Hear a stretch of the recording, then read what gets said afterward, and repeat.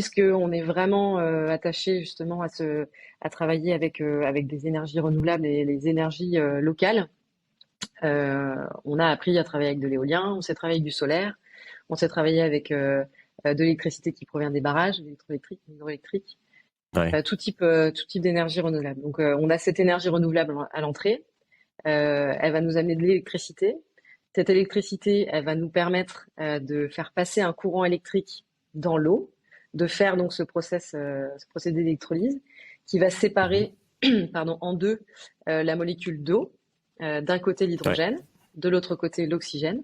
L'hydrogène, ensuite, il va subir un certain nombre d'étapes, notamment de purification, etc.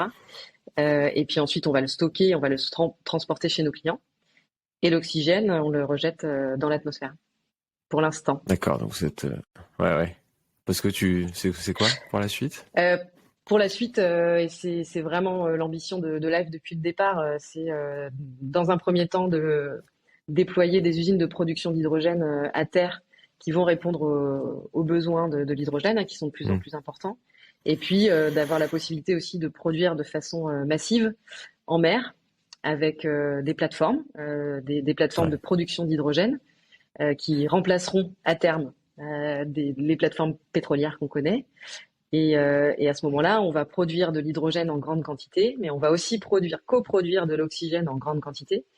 Et cet oxygène, on pourra le relâcher dans l'atmosphère, mais on étudie aussi la possibilité de pouvoir le réintroduire dans les océans pour pouvoir contribuer à la D'accord. réoxygénation des océans, qui sont aujourd'hui, Qui est un sujet voilà, aussi. qui sont de plus en plus acidifiés Ouais. et qui perdent leur capacité d'absorption du CO2, de CO2.